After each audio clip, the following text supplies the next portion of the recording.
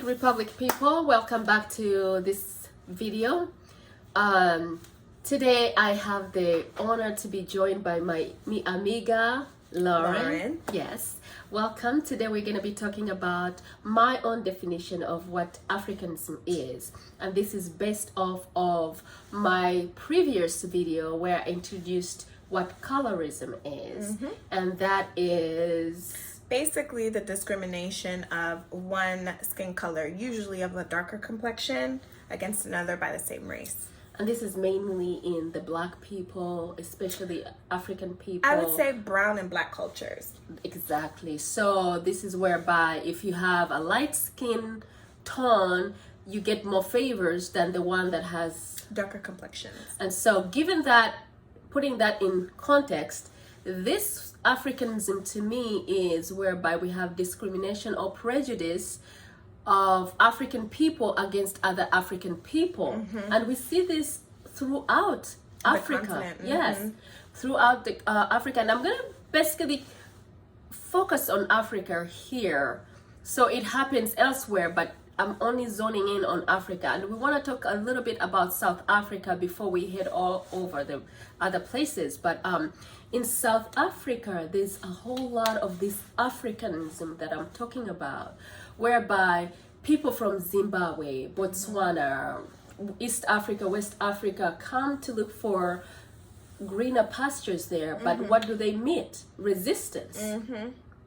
Discrimination based on the fact that they're not from the same nation. Right. Based on the fact that they're from countries that may seem of a lower status. Exactly. Yeah, darker kind of complexion. Exactly. Or not and as good as. And they end up beating them, hitting them, killing them, even to the point of really using guns and shooting each other. And who are they shooting? They're shooting their own brothers and sisters. Yeah. But when it comes to Chinese, when it comes to Europeans who are actually there working and taking the jobs, what do? They give them a pass and let them go and have these other jobs, and then the ministries, they're starting organizations and all this. Why do we do that to our own fellow brothers? Why do we do that to our fellow sisters? I don't understand that. Right. Or even if you think about, like, I've seen a lot of stories where Africans have decided to travel to other African nations and go and visit and be tourists, and they're kind of held at the airport, detained, questioned. Do you have a passport? Sometimes if an African person has immigrated to like a Western country, the US or somewhere in Europe like London, but they still have their accent and they might have like a British passport. Right. And I've seen them being detained and questioned and as if that document is falsified. Right. But then the fellow travelers who is like a white person is not questioned.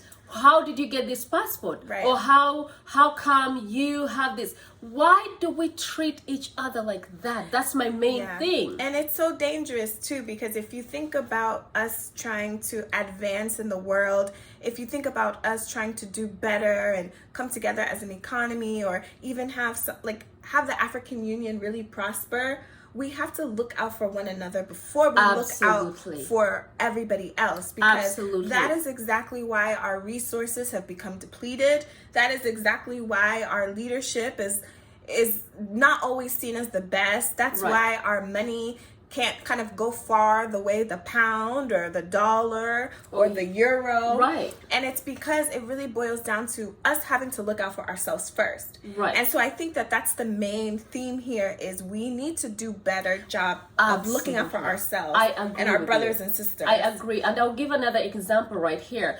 This is in one of my previous videos that I did, but if you look at, I did a video about forgotten maids, and when you look at all these women that have gone to the Middle East to work there, and they've been mistreated, killed, beaten, and all that, but they call on to the embassies, their leaders, to come and help them. What do? They ask them, they start making fun of them. Why did you come here? If you knew that this wasn't your place to be, why are you here? As if that is a reason to kind of put them down. Yeah, it's like don't berate me already for doing something where I thought I was bettering myself. Right. Whether I should have known or I shouldn't have known, okay, the point now is that we need to get our people out of there. Absolutely. And I think the problem is there's so much tribalism that we don't remember that we all come from different tribes, we all come from different ethnicities, different backgrounds, but at the same time, we all belong to the continent. Absolutely. So we need to remove that tribalism. We need to remove that idea that, oh, well, because you're part of this tribe, you're not as good as me, or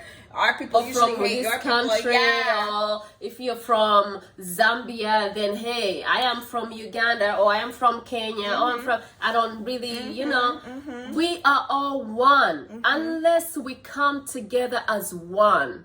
I am telling you, leaders of Africa, presidents, embassy people, any person in leadership skills or in leadership areas, you need to step up and start teaching people at the customs, people in any kind of position to try and respect one another, to give each other a chance. Because if we don't respect each other, how can we expect outsiders to respect us? Exactly. That is a good point. We can't demand respect unless we show each other respect. Very good point. People, take point. Take note of that. There's no way we're gonna put each other down and then we expect Chinese to give us a heads up. That's another thing. Maybe another video that we should do, Nicole, is I really want to implore fellow Africans in the diaspora, or maybe people who were born there. I, for one, wasn't born back home, right? But I still feel connected, right? And so I think that we need to think about lifting each other up so that we go back home, and we take the skills that we've learned abroad and we apply it to our own country. So, because maybe the root of it is that we're not proud of where we come from. I think so. Because we've been taught that we're the bottom, right? Yes. So maybe we need to internalize it, and we think we're always at the bottom, and everyone else is up, and so we end up abusing one another. That's it. Even without intentionally wanting to, but that is what we do. That's it. Because I think that oppressed people always want to find somebody else to oppress. Right. And we have a history of being an oppressed people, right? Right. And so at the end of the day, everybody is kind of oppressing us. So then we look to each other and we start pointing fingers. And, well, even though the white people or the whoever people are better than us, I'm still better than you. Right. Because I'm from the West and you're from the East. Right. Right? Then we start dividing, bringing division. But guess what? Africa is one huge continent that contains all of us together. Yeah, it's beautiful. Okay, it's beautiful. We are one. We are one. We cannot start dividing. Divided you fall, united you stand. Remember that. Remember that. Any last words? I think we just need to do better. Yes, I agree. Absolutely, 100%. I agree. And we're all guilty of it. Yeah. You know, sometimes consciously or unconsciously.